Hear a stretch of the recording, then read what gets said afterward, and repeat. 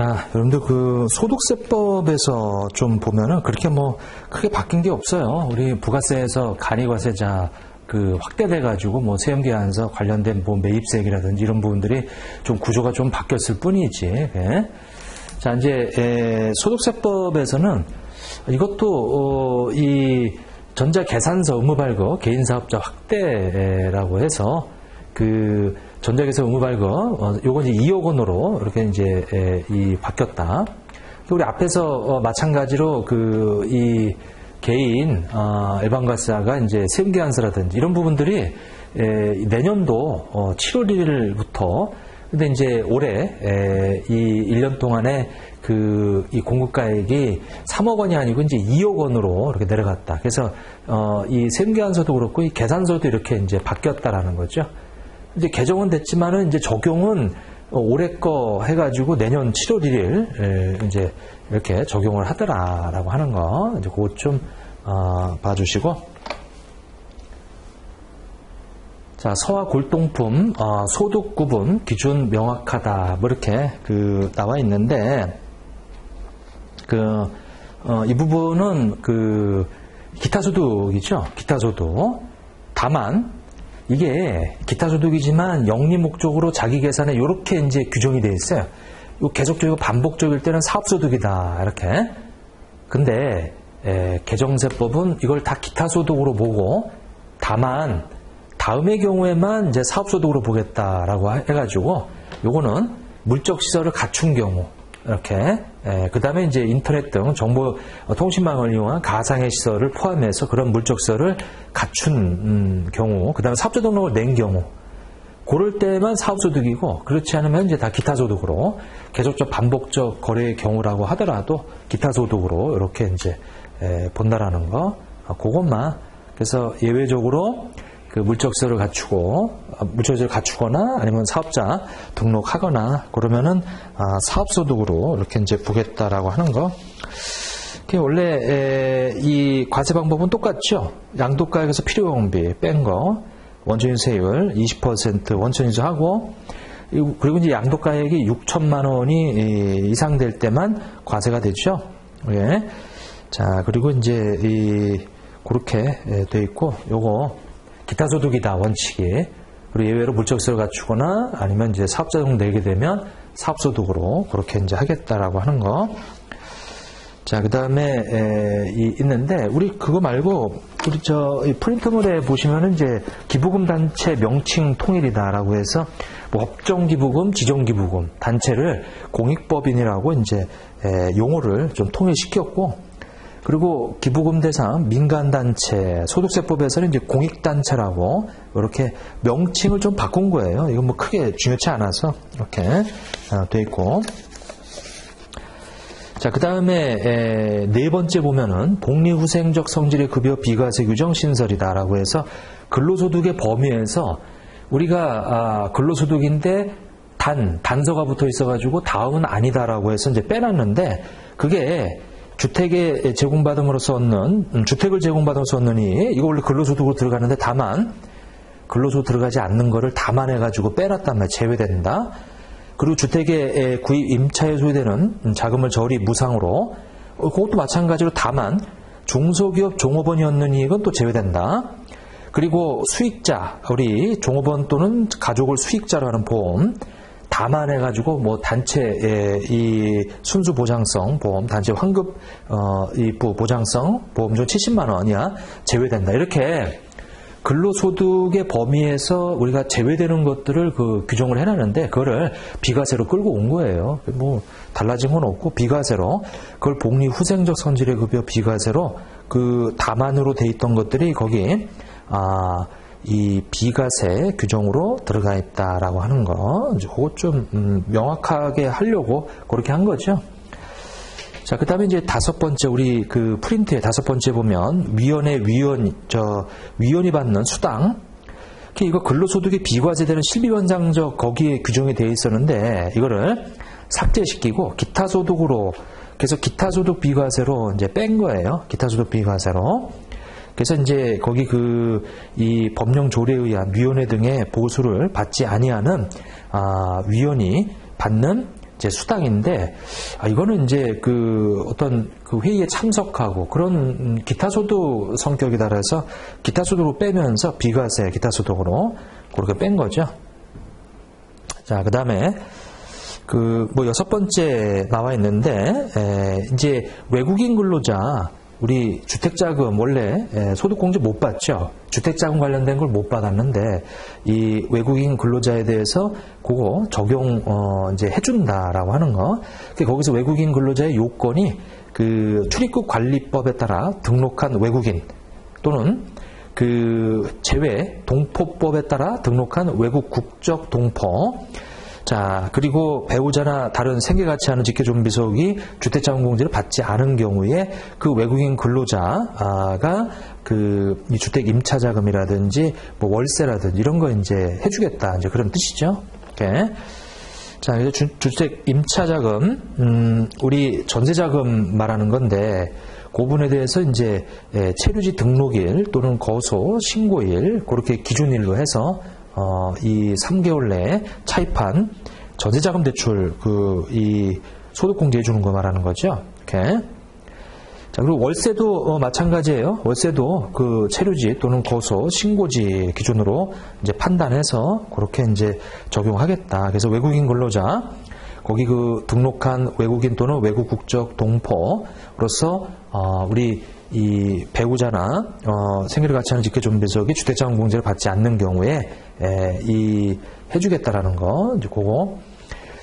지금 그 세 가지 주택 임차자금 소득공제, 우리 전세자금 대출이죠. 장기주택 저당 차입금 이자 상환액 소득공제. 이건 이제 주택 취득에 대해서 우리 장기 주택 저당 차입금 그 이자 상환액 월세 세액공제 요거 외국인 근로자도 포함이 됐다라고 하는 거. 그래서 외국인 근로자의 요건 그거 들어갔으니까 좀 봐주시고요. 뭐 그렇게 크게 중요치 않네요. 근데 일단은 가능하다라는 거. 자, 이제 7번에 소득세 최고세율 뭐 조정. 이거는 그냥 단순한 거니까 5억 원 초과 42%. 근데 이제 그게 10억 원까지 42%고 10억 원 초과가 이제 45%로. 자, 이거 소득세 최고세율이 바뀌었어요. 그러면은 요게 바뀌었으면은 우리 뒤에 가서 우리 비사업용 토지라든지 우리 1세대 2주택 중과세율 거기에 보면은 요 구간이 하나 더 늘어서 10%, 20%, 30% 이것이 더 업이 되는 거죠. 거기에 더 플러스 되는 거. 그 세율도 다 바뀌었겠죠, 이게. 그래서 이제 그거는 참조만 좀 해주세요. 그래서 소득세 최고세율 뭐 조정이다. 뭐 이런 간단한 것들이 이제 좀 바뀌었고. 그 다음에 장기주택 저당 차입금 이자 상환액 소득공제 그 4억 원에서 이제 5억 원으로 이제 금액이 이제 이 상향 조정됐어요. 장기주택 저당 차입금 이자 상환액 소득공제 대상 주택 및 주택 분양권가의 기준을 4억 원이 아니고 5억 원으로 이렇게 이제 올라갔다라는 거, 다 통일시켰다라는 거, 주택 분양권 가액을. 자, 그 정도만 좀 보시면 되고. 체크만 하시면 될 것 같아요. 이게 9번의 분리과세 주택임대소득. 자, 주택임대소득에 대해서 이제 이 분리과세 되는 경우 2천만 원 안 될 때 우리 분리과세 주택임대소득에 대해서는 중간연합을 제외시킨다. 자, 그렇게 되어 있고, 그 다음에 야간근로수당, 비과세, 생산직 근로자 범위 확대. 그래서 이제 이 생산직 근로자가 받는 비과세의 그 업종이 확대됐죠. 상품 대여 종사자, 여가 및 관광 서비스 종사자, 가사 관련 단순 노무직 등 추가됐다. 그리고 이제 사업자 요건은 이제 삭제됐다라는 거. 그것도 뭐 참조만 좀 해주시고. 자, 11번은 업무용 승용차 보험 가입 관련 특례 신설이다. 그래서 업무용 승용차 보험 가입해야 우리가 필요 경비로 인정해주고 그러는데, 다음의 경우는 이제 가입한 곳으로 간주된다. 자, 기존에 가입되어 있던 자동차 보험의 만기가 도래 이후 업무용 전용 자동차 보험에 가입한 경우, 그러니까 이제 올해 이제 이런 얘기죠. 이렇게 있으면, 자, 이게 6월 만약에 1일이에요. 근데 그 전에 우리가 이제 21년도에 이제 이거 당연히 의무 가입해야 돼요. 그래야지 인정해 주는데 이제 가입이 안 돼 있어요, 이게. 그래서 여기 와서 이제 가입을 한단 말이에요. 그러면 요 기간, 이것도 이제 가입한 걸로 간주해 주겠다. 이제 이런 뜻이죠. 자, 그다음 기존에 가입되어 있던 자동차 보험의 만기 도래 전에 이 승용차를 이 하거나 임차 계약이 종료된 요거는 다 요 기간 동안에 이 기존에 그런 업무 전용 그 보험에 가입되지 다른 일반 가입돼 있었는데 이제 그 전에 요 기간에 만약에 처분을 했다 이거죠. 그럼 이제 요거 우리 가입돼 있는 걸로 이제 간주 해주겠다. 자, 이제 그렇게 이 보시고 뭐 별로 그렇게 중요한 내용은 아니고요. 근데 체크만 해놓으시고 문화적 대비. 이거는 그냥 2년 연장됐다라고 하는 거예요. 문화적 대비는 2년 연장됐다라고 하는 거. 자, 월세 세액공제인데 요거는 이미 올해 연말정산부터 다 반영했던 거예요. 그래서 월세액에 대한 세액공제 그 공제율이 총급의 5,500만 원 이하자 4천만 원 종합소득 금액이 4천만 원 이하자 이렇게 되어 있는데 4천만 원이 아니고 4,500으로 인상됐다라고 하는 거 뭐 그거 있고요. 자, 그다음에 그 14번이 있는데 전년 대비 소비 증가분에 대한 추가 공제, 전년 대비 소비 증가분에 대한 추가 공제 이렇게 돼 있는데 이 부분은 그 2021년도에 이 신용카드 사용금액 연간 합계액이 있고 2020년 과세년도 신용카드 사용금액 연간 합계액의 105%를 넘어가는 금액. 자, 거기에 10%. 예를 들어서 2021년도에 2,500이라고 하는 카드 사용액이 있는데 자, 우리가 총급여가 예를 들어서 5천만 원이다. 그러면 거기에 25%라고 하는 거를 빼고 그러면은 이게 1250이라고 하는 것이 되겠죠. 그럼 빼게 되면 이것이 1250이 나와요. 이렇게 되어 있어요. 자, 근데 첫 번째가 이제 전통시장 뭐 이렇게 되어 있고 그 다음에 이제 대중교통 뭐 이렇게 되어 있고 그 다음에 이제 이 도서신문 뭐 이렇게 돼 있다. 그 다음에 네 번째 우리 현금 영수증이나 이 지불카드. 그 다음에 이제 다섯 번째 이제 일반 신용카드 이렇게 만약에 돼 있다라고 보면 자, 전통시장에서 이 300을 썼고 대중교통에서 예를 들어서 200을 썼고요. 그 다음에 이제 이 도서 이것이 100만 원을 이렇게 썼고요. 그 다음에 현금 영수증 뭐 이런 것들이 있는데 이것이 예를 들어서 651, 321, 650 이렇게 썼고요. 그 다음에 나머지가 1250 최대한 절세 차원에서 이렇게 해서 그래서 결국 여기에서 이제 300을 이제 순서가 이렇게 돼 있죠. 그 다음에 세 번째 뭐 이렇게 네 번째가 이렇게 그래서 이제 여기는 안 내려오게 이렇게 이제 아주 절세하면서 이렇게 사용을 했죠. 이제 이것의 40%를 이제 공제를 이렇게 하죠. 40%를 공제해요. 자, 근데 여기에서 우리가 2,500을 썼어요. 근데 만약에 저번 연도에 이 2020년도에 예를 들어서 1,500이라고 하는 거를 썼다. 그럼 거기에 105%, 자, 그 금액의 10%에 해당이 되는, 자, 그 금액을 우리가 추가로 우리 공제를 해준다라고 하는 거죠. 그래서, 요 금액이, 요것이 얼마냐면은, 우리 1,500만 원에 곱하기 1.05 하게 되면, 이렇게 되어 있고, 빼기 2,500이다. 그래서 거기다가 10%로 곱하게 되면 92만 5천 원이 나와요. 92만 5천 원이다 라고 하는 거. 그래서 이 다섯 번째 요 92만 5천 원을 더해주겠다. 이렇게 더해주겠다. 자, 해서 요 추가 공제액이라고 하는 것을 우리가 더 추가해주겠다. 그러면 요것이 얼마냐면은 120이고요. 자, 이것은 80이고요. 자, 이것은 40이고요. 그 다음에 이 30%죠. 그래서 이것이 195만 원이고요. 이거는 92만 5천 원이고요. 이렇게 하게 되면은 이것이 총합쳐서 525만, 자, 120, 80, 40, 195만원, 92만 5천원, 527만 5천원, 이렇게 되겠네요. 이렇게 됐죠. 자, 근데 한도가 우리 1차, 자, 우리 첫 번째 1차는 이게 300이에요. 300만원이니까. 그리고 총급여가 5천이니까 이제 20%면은 이게 1000만원인데 어차피 3천에 잘려요. 그러면 2차는 이 초과액이 지금 얼마냐면은 그 227만 5천원이라고 하는 게 이게 초과액이에요. 이게 초과액, 이렇게. 근데 2차 한도는 요 120만원 공제금에, 자, 여기다가 100만원하고, 이렇게. 이게 되고, 그 다음에 80만원하고, 그 다음에 이제 이 100만원하고, 그래서 이제 80만원이, 그리고 이제 40만원 있죠? 그리고 100만원. 그러면 이제 이게 되고요. 그 다음에 이 네 번째 거, 요 다섯 번째 거, 요것이 증가액인데, 증가액은 92만 5천원인데, 이것도 한도가 100이에요. 이렇게.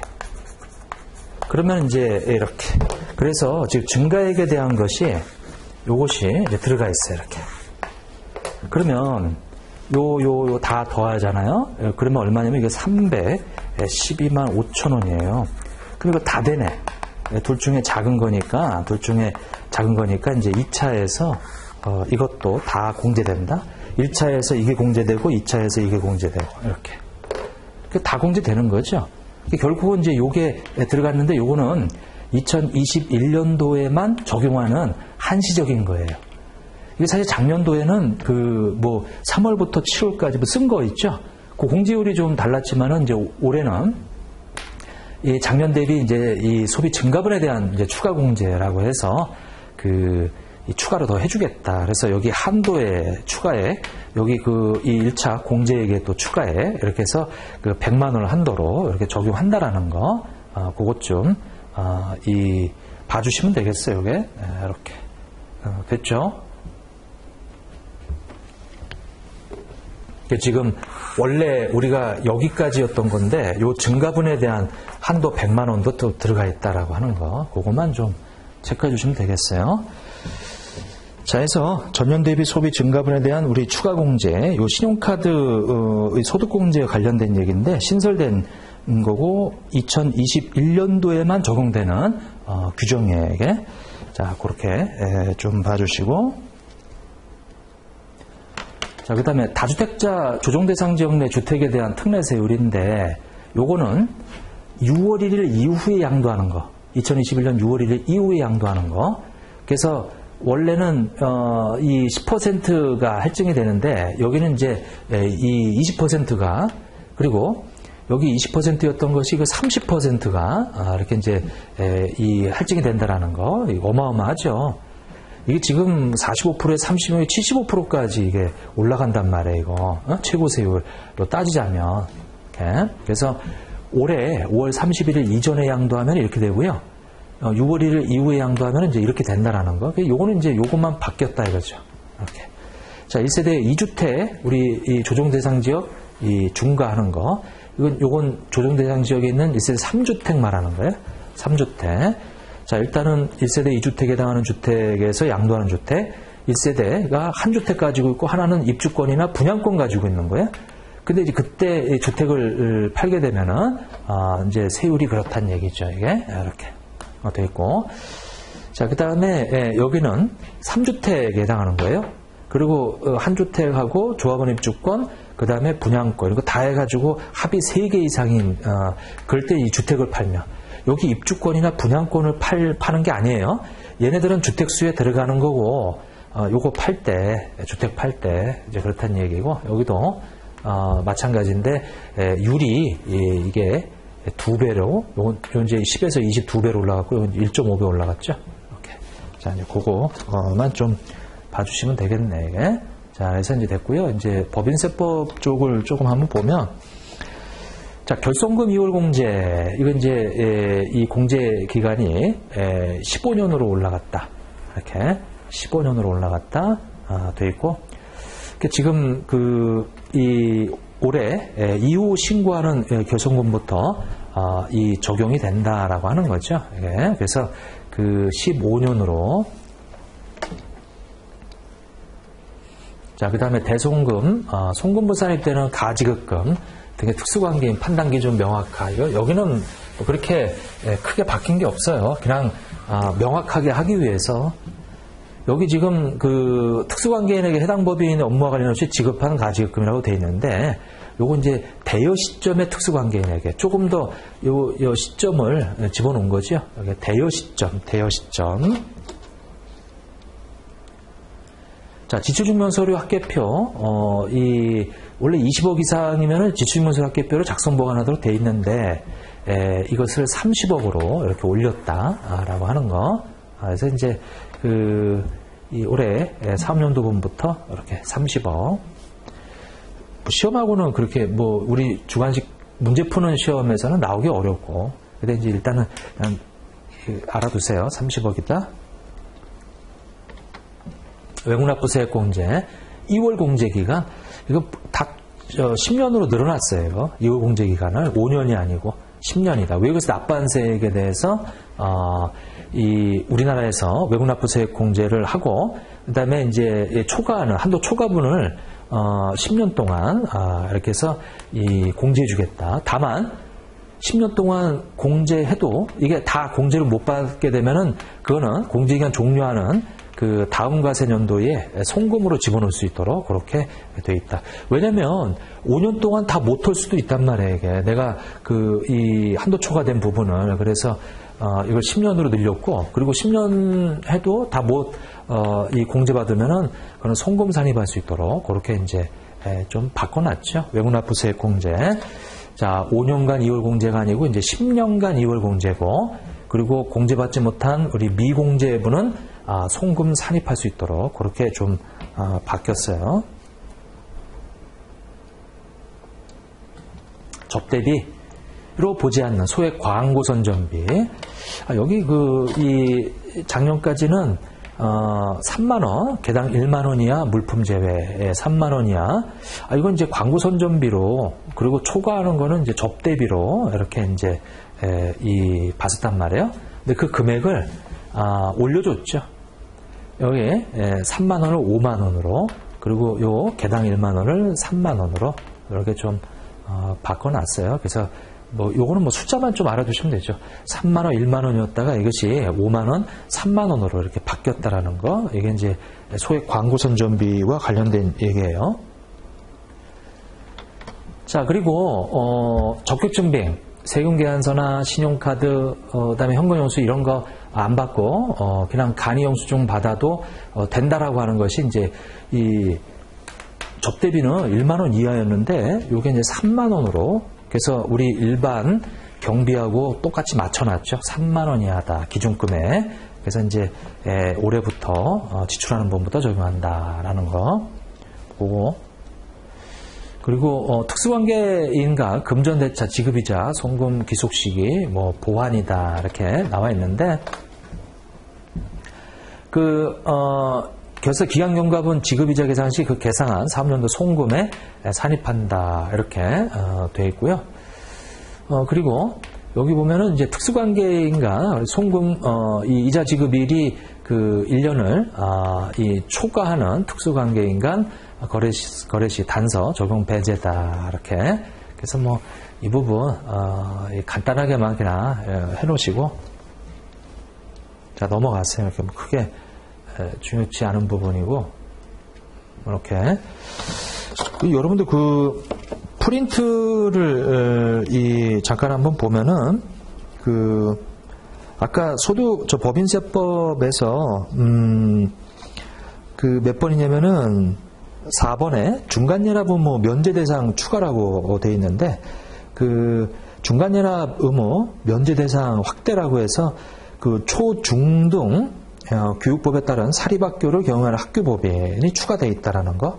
이것도 그냥 하나 좀 체크해 놓으세요. 예.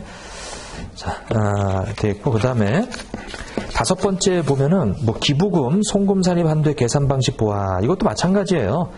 크게 바뀐 게 없기 때문에 똑같은데, 다만 그 안에 기준소득 금액의 60% 한도. 이건 뭐예요? 우리 원래 중소기업은 100% 다 이월거성금 해주고, 그리고 거기 돼 있는데 요 기부금 한도 계산할 때는 이월거성금을 다 빼지 않고 기준소득 금액의 60%만 이 한도로 빼겠다라고 하는 거죠. 그래서 그렇게 좀 그게 그 이월거성금이라고 하는 것에 기준소득 금액의 60%라고 하는 그 한도 규정이 들어갔다라는 거, 그것만 좀 체크하시고, 그 다음에 이 나머지는 뭐 다 있고요. 그래서 크게 바뀐 게 없어요. 다 단편 그 체크만 하시면 되는 이제 그런 내용들이다 보니까.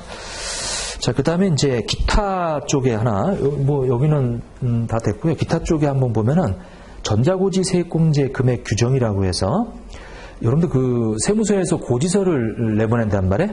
근데 전자로 송달을 신청하게 되면, 그러니까 이제 종이로 고지서를 받는 게 아니고, 우리가 홈택스 통해서 이제 전자로, 이 납부세 한 건당, 이 1,000원을 공제한다. 그래서 전자 송달을 신청하게 되면, 1,000원을 공제해 주겠다라고 하는 거죠. 그래서 뭐 요거 하나 신설된 거니까, 다만 7월 1일부터예요. 7월 1일 이후에 전자 송달을 신청하는 분부터 한 건당 1,000원씩 빼주더라. 1,000원씩 우리 세액 공제 해주겠다라고 하는 거예요.